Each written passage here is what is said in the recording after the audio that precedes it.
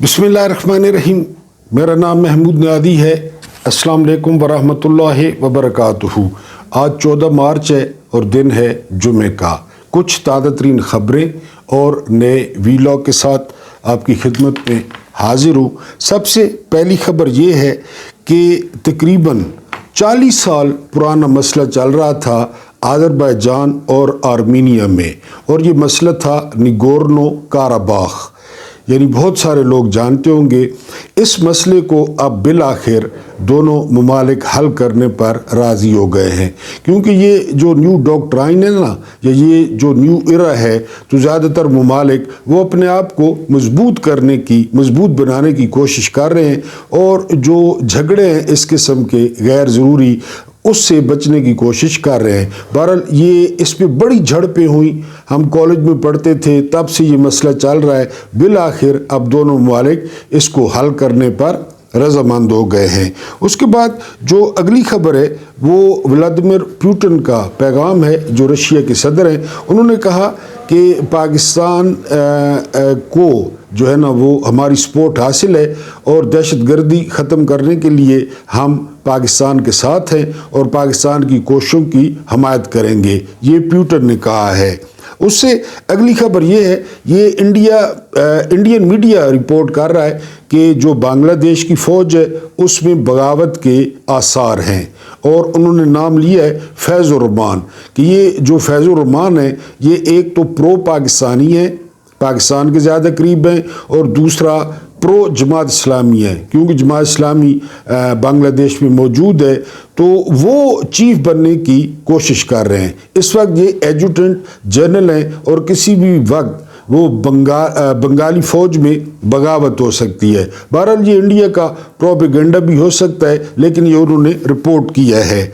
उसकी जो है ना वो बात मुनीर अकरम, ये हमारे मुस्तकिल मंदूब हैं अक़वाम मुत्तहिदा में, इमरान खान के दौर में भी यही थे। इन्होंने कहा है कि वो अक़वाम मुत्तहिदा को अफ़गानिस्तान की दहशतगर्दी में मुलव्वस होने के सबूत देंगे, कि जो पाकिस्तान में जो कुछ हो रहा है, दहशतगर्दी हो रही है, ये जो हालात ख़राब हैं, उसकी ज़िम्मेदारी इस पे अफ़गानिस्तान पे आयद होती है। अफ़गानिस्तान उसमें शामिल है, तो हम इसके सबूत फराहम करेंगे।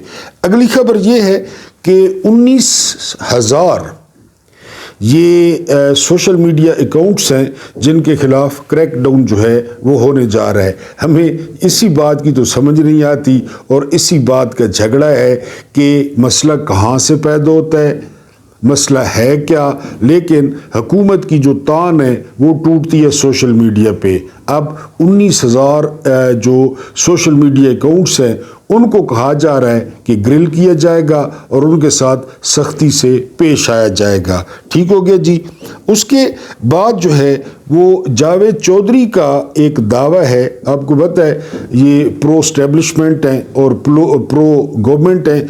ये कह रहे हैं कि जो अदाद व शुमार है ना, यानी ISPR ने भी शेयर किए, और कई चश्मदीद गवाह भी हैं, उन्होंने भी बताया, जो रेलवे की लिस्ट है, यानी इन सारी चीज़ों को सामने रखा जाए तो 63 से 83 अफराद जो है वो मिसिंग हैं।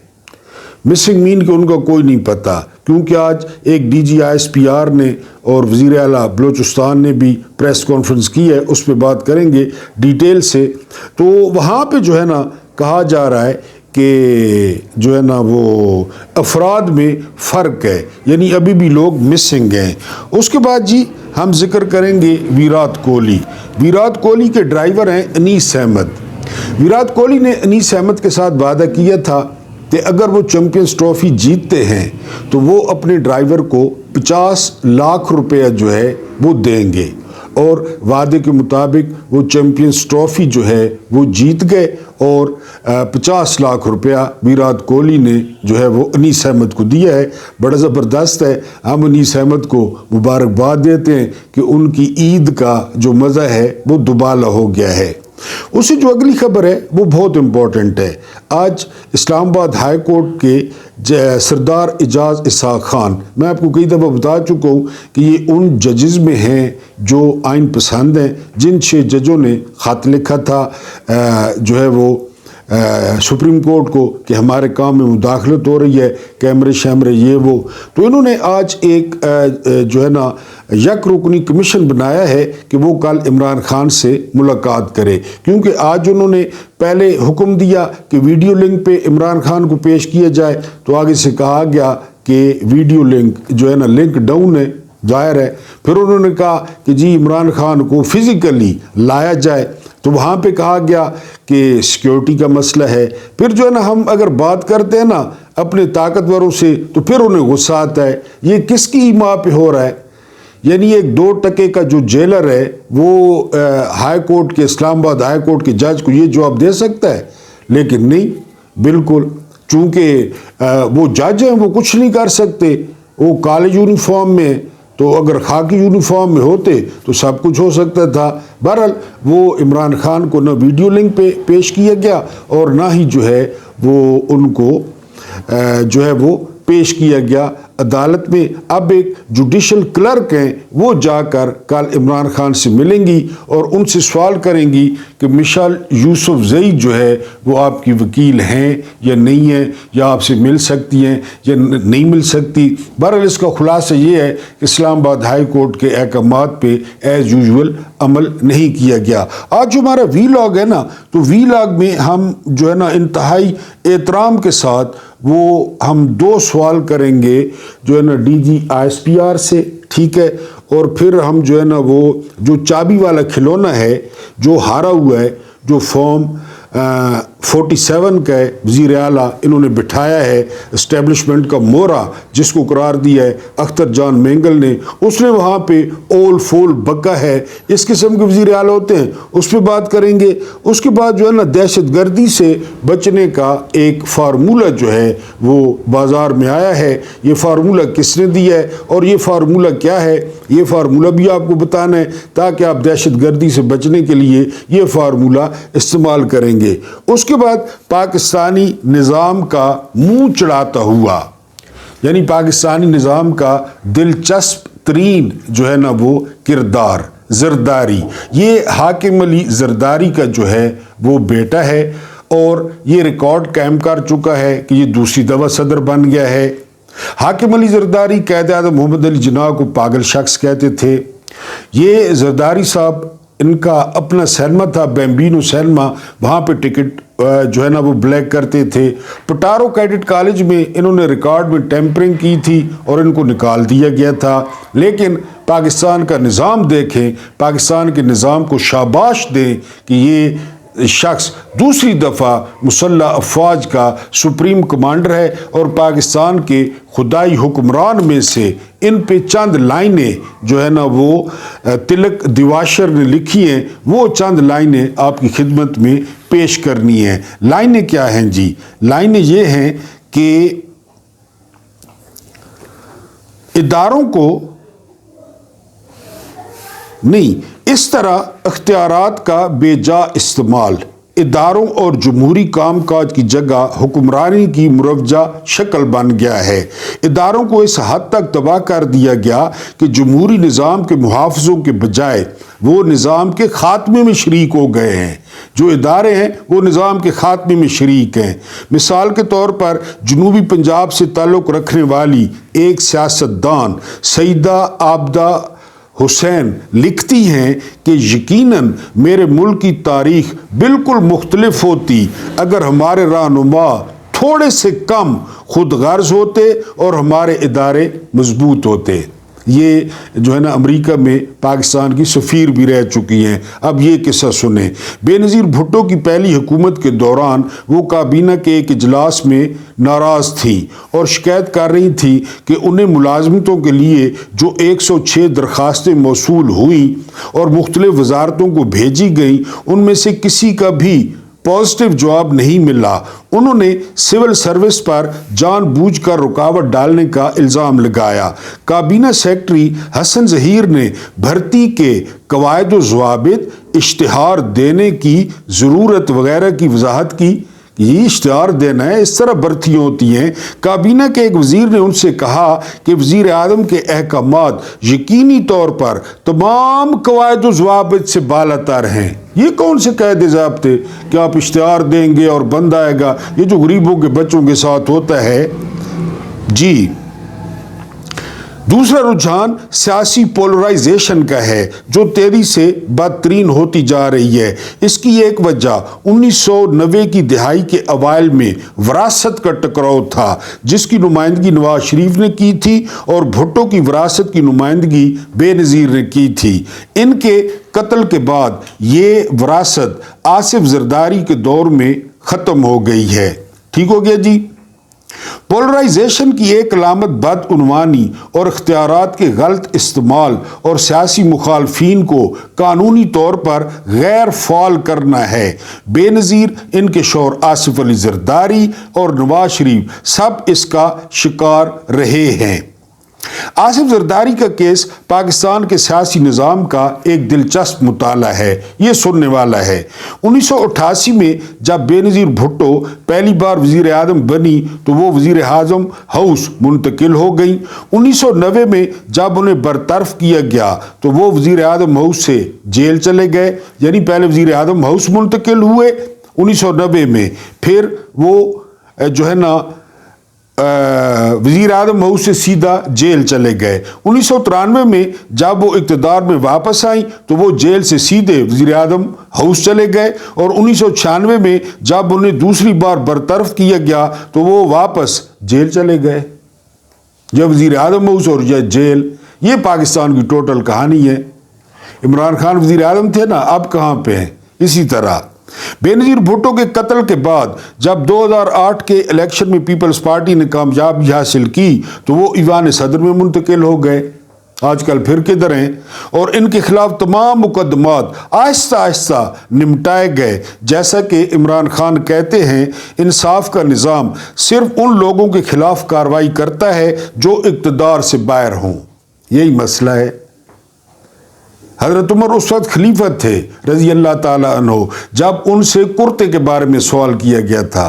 یہ نہیں کہ وہ معزول ہو چکے تھے یا وہ ہٹ گئے تھے، اس وقت بھی وہ خلیفہ تھے۔ یہاں یہ ایشو ہے، اقتدار سے باہر ہیں۔ اقتدار میں انصاف کا نظام ایگزیکٹو کا حصہ بن گیا ہے، یعنی جو انصاف ہے، آپ ایگزیکٹو ہے نا، آپ اقتدار میں ہیں تو آپ پہلے بھی تھا، تو آپ تو 26ویں ترمیم کے پاس وہ آپ کے جو ہے نا وہ باندی بن گئے، قانون آپ کے گھر کی آپ کے جو ہے نا وہ لونڈی بن گئے، تو آپ جب وزیر اعظم ہاؤس میں ہوں گے یا جیل میں ہوں گے، کیونکہ یہ نظام جو ہے وہ طاقتوروں کو وہ دیتا ہے، تحفظ دیتا ہے، وہ طاقتوروں کو پکڑتا نہیں ہے۔ اب دہشت گردی سے بچانے کا جو فارمولہ دیا نا جی، وہ دیا ہے فیصل کریم کنڈی نے۔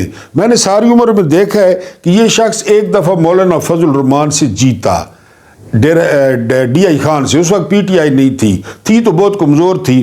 اس کے بعد یہ ڈپٹی سپیکر بن گیا، اس کے بعد نہ یہ کہیں سے جیتا نہ یہ، بس ہر وقت جو ہے نا یہ اینگری ینگ مین بنا رہتا ہے انیل کپور کی طرح۔ اب اس کو گورنر بنا دیا گیا ہے کے پی کے جو ہے نا وہ صوبے کا، ٹھیک ہے جی، وفاق کا نمائندہ ہوتا ہے۔ انہوں نے، یہ لوگ ہم پہ مسلط ہیں، اصل میں بتانا آپ کو یہ تھا، انہوں نے کیا فرمایا ہے؟ انہوں نے فرمایا ہے کہ جی وہ جو ٹرین پہ لوگ جاتے ہیں نا، جو بسوں پہ جاتے ہیں تو دہشت گردی کا شکار ہو جاتے ہیں۔ اب اس طرح کرے حکومت، جو ٹکٹ ہیں، ایئر ٹکٹ ہیں، ان کو سبسڈائز کرے، اور یہ جو فوجی ہیں یا دوسرے سرکاری ملازمین ہیں یہ جہازوں پہ جایا کریں۔ بتائیں آپ، یہ حل نکالا ہے تو باقی جو عام لوگ ٹرینوں پہ سفر کرتے ہیں ان کی خیر ہے، یا جو بسوں پہ سفر کرتے ہیں مزدور وغیرہ، یا وہ ان کی خیر ہے؟ صرف سرکاری ملازموں کو بچایا جائے، فوجیوں کو بچایا جائے؟ پوری دنیا میں دہشت گردی سے اس طرح نپٹا جاتا ہے؟ یہ ایک انتہائی حساس ترین صوبے کا گورنر ہے جو دہشت گردی کا شکار ہے، اور حل کون سا پیش کر رہا ہے؟ حل پیش کر رہا ہے کہ جی آپ اوپر سے دہشت گردوں کے اوپر سے گزر جائیں، بلکہ ان کے سامنے اس طرح بھی کریں اور ان کا منہ بھی چڑھائیں دہشت گردوں کا کہ ہم تو اوپر سے جا رہے ہیں۔ ہاں جو عام بندے ہیں ان کا تو کام ہی قربانی دینا ہے نا جی، ان کا تو کام ہی جو ہے وہ قربانی دینا ہے. وہ اگر مرتے ہیں وہ دہشت گردوں کا شکار ہوتے ہیں, کوئی مسجد ہے, کوئی امام بارگاہ ہے, کوئی مدرسہ ہے, تو اس کی تو خیر ہے. یہ انہوں نے جو ہے نا وہ دیا ہے جی بچنے کا جو ہے وہ ایسا لقمانی نسخہ وہ نکال کے لائے ہیں کہ جی جہاد استعمال کیا جائے کوئٹہ کے لیے خاص کر اور دوسرے شہروں کے لیے, تاکہ آپ دہشت گردوں کے اوپر سے گزر جائیں اور جو ہے نا وہ دوسرے عام بندے خیر ہے وہ دہشت گردی کا اگر شکار ہوتے ہیں تو ہوتے رہیں. آج جو پریس ٹاک ہوئی ہے نا, اس پریس ٹاک میں جو سوالات اٹھے ہیں وہ میں آپ کے سامنے رکھ دیتا ہوں, میں نے نوٹ کر لیے تھے. ڈی جی ISPR اور وزیر اعلیٰ بلوچستان سرفراز بگٹی سے آج کی پریس کانفرنس پر میرے چند سوالات ہیں. آپ نے سنی ہوگی ساری پریس کانفرنس پر بات ہی نہیں کرتے, ساری پہ نہیں, صرف 2 سوال ہیں. جنرل شریف اور سرفراز بگٹی کی پوری پریس کانفرنس میں صرف 2 پوائنٹس پر میرے چند سوالات ہیں. نمبر 1, جنرل صاحب نے کہا کہ سانحہ جعفر ایکسپریس کے پیچھے بھارت اور افغانستان ہیں. جنرل صاحب مجھے بتائیں کہ ہم مان لیتے ہیں کہ سانحہ جعفر ایکسپریس بھارت اور افغانستان نے کروایا ہے. اس کا مطلب یہ ہے کہ بھارت اور افغانستان نے پاکستان میں گھس کر کارروائی کی ہے. ظاہر ہے کوئی یہ ادھر بلوچستان میں ہوا ہے, کوئٹہ میں, اس میں بولان میں ہوا ہے, تو ہمارے حصے پہ ہوا ہے نا, گھس کر جی کارروائی کی ہے. ISI کو اس دہشت گردی کے منصوبے کی خبر کیوں نہیں ہوئی؟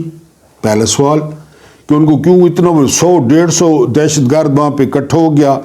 جنرل صاحب اگر بھارت اور افغانستان والی بات سچ مان لی جائے, جنرل صاحب کی بات اگر سچ مان لی جائے, تو پھر یہ بتائیں کہ تحریک انصاف کے لوگوں کو ISI ملک کے کونے کونے سے ڈھونڈ نکالتی ہے اور اغوا کر لیتی ہے.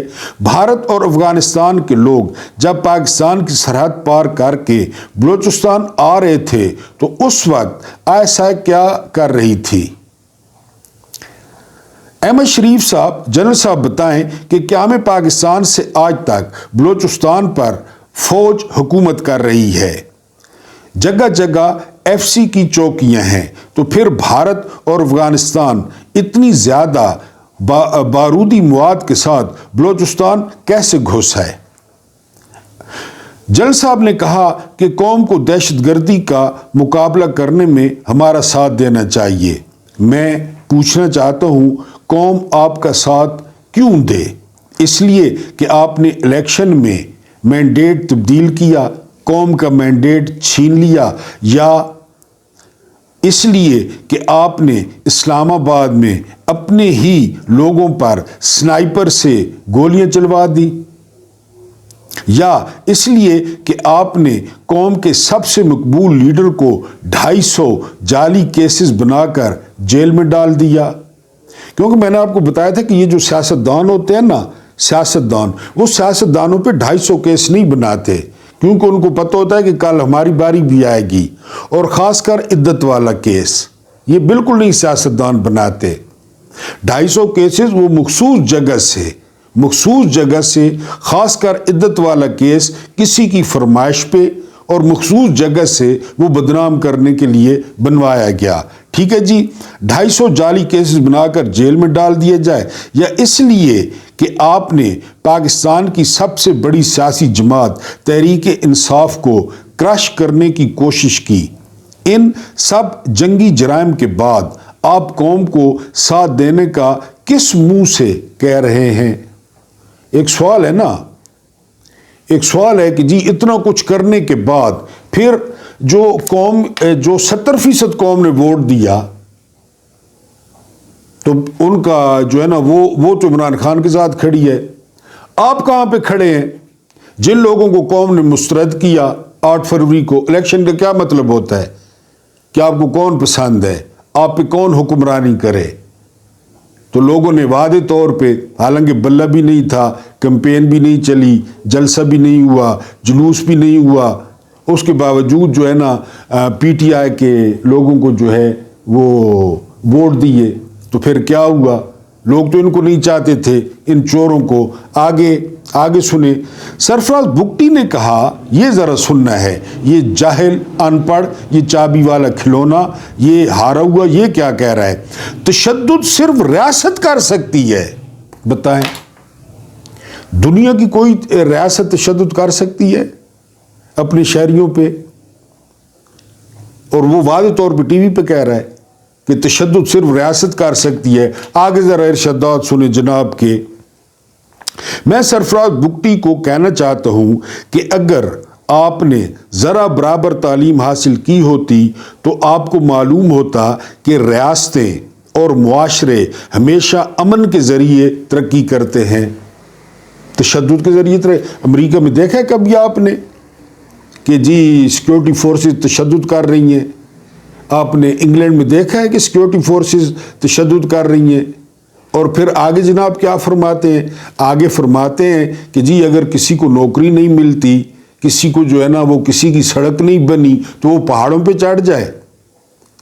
آپ کو تو وزارت اعلیٰ ملی ہوئی ہے نا، آپ کو تو بلوچستان کا پتہ ہی نہیں ہے کہ بلوچستان میں کیا پوزیشن ہے، کیونکہ وہ اس کی پشتو کی ایک کہاوت ہے کہ بھرا ہوا پیٹ فارسیاں بولتا ہے۔ آپ نے تو فارسیاں بولنی ہے، آپ نے تو ٹائی کوڈ لگایا ہوا تھا، آپ کو کیا پتہ مسنگ پرسنز کا۔ اس کے بعد کیا فرماتے ہیں جناب یہ ان پڑھ صاحب؟ سانحہ جعفر ایکسپریس خالصتاً پاکستانی فوج کا سیکیورٹی فیلئر ہے، اور یہ اتنی بڑی ناکامی ہے کہ دنیا کے کسی اور ملک میں ہوئی ہوتی تو وہاں کی عسکری و سیاسی قیادت کے استعفوں کی بھرمار ہو چکی ہوتی، مگر ہماری عسکری اور سویلین قیادت میں اتنا ظرف نہیں ہے کہ وہ اس سانحے پر دھڑلے سے پریس کانفرنس کر کے کہہ رہے ہیں کہ ہم نے کامیاب آپریشن کر کے بھارت اور افغانستان کی سازش ناکام بنا دی ہے۔ یہ کہہ رہے ہیں نا کہ اگر سازش ناکام بنی ہے تو بقول ڈی جی ISPR اسی پریس کانفرنس میں 18 جو آرمی کے جو ہے نا وہ ہیں جوان ہیں وہ شہید ہوئے ہیں۔ یہ کہاں سے کامیابی ہوتی ہے؟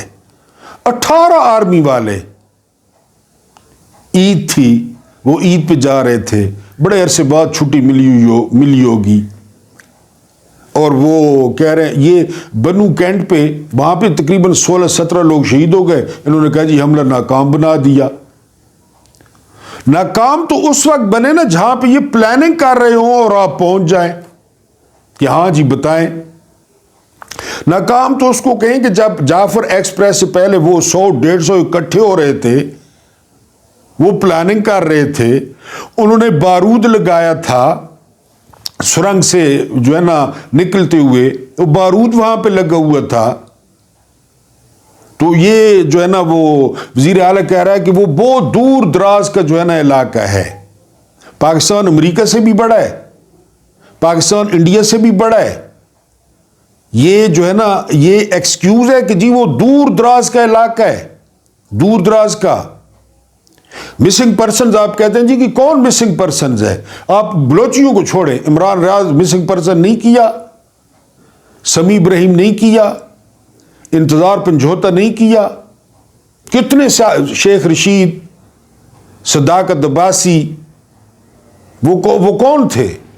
وہ دہشت گرد تھے، وہ بندوق اٹھا کے پہاڑوں پہ چڑھ گئے تھے۔ شیخ رشید اس عمر میں جہاں پر انہیں کہا گیا کہ اس کو الٹا لٹکایا جائے تو کرین کے ڈرائیور نے کہا کہ سر یہ 2 منٹ میں مر جائے گا جتنا اس کا وزن ہے اور جتنی اس کی عمر ہے۔ کرین والے نے کہا کہ اگر اس کو الٹا لٹکایا گیا تو یہ ابھی جو ہے نا وہ جو یہ فارم 47 کی وزیر اعلیٰ ہے اس نے وہ رنگ کروایا گرین کلر کا، وہ دھل گیا، زعیم لغاری نے رپورٹ کی، اس کو اٹھا کے لے گئے۔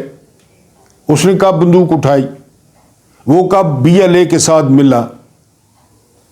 یہ یعنی 15 منٹ میں ختم ہو سکتی ہے، یہ دہشت گردی نہ 15 منٹ میں ختم ہو سکتی ہے۔ کس طرح؟ تمام سیاستدانوں کو بٹھا دیا جائے، وہاں پہ پوری فوجی اور عسکری قیادت موجود ہو، اور عسکری قیادت یعنی حلف دے قرآن پہ یا ان سارے لوگوں کی موجودگی میں کہ جو ہم 76 سال سے آگے رہ کر یا پیچھے رہ کر جو حکمرانی کرتے آئے ہیں نا، اب ختم، اب ختم، آج کے بعد ہمارا کوئی تعلق نہیں ہے۔ یہ SIFC جانے اور یہ زراعت جانے، یہ سرمایہ کاری جانے، یہ سارا کچھ، ہم جا رہے ہیں بیرکوں میں، ہم جا رہے ہیں اپنے دفتروں میں، سیاستدان جانے اور ان کا کام جانے۔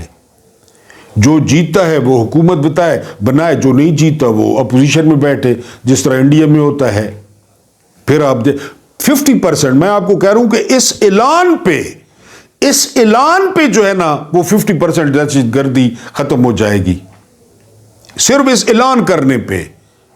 اور پھر لوگ جو ہے نا وہ سیاستدانوں سے وہ ٹکرائیں گے، سیاستدانوں کو بات کرنے کا جو ہے نا وال آتا ہے، سیاستدان ان کے ساتھ بیٹھ جائیں گے، سیاستدان ان کے مسائل ایڈریس کریں گے کہ جی مسئلہ کیا ہے، آپ کا مسئلہ سڑک ہے، آپ کا مسئلہ جو ہے نا وہ پینے کا پانی ہے، آپ کا مسئلہ روزگار ہے، آپ کا مسئلہ کیا ہے۔ اس کو انشاءاللہ مزید جاری رکھیں گے۔ اللہ پاک آپ کو آسانیاں عطا فرمائے، آسانیاں بانٹنے کی توفیق عطا فرمائے۔ میرا رب کریم آپ کے اور میرے مرحومین کی مغفرت فرمائے، ان کے ساتھ عدل کا نہیں رحم کا اور احسان کا معاملہ فرمائے۔ مجھے برداشت کرنے کا بہت بہت شکریہ۔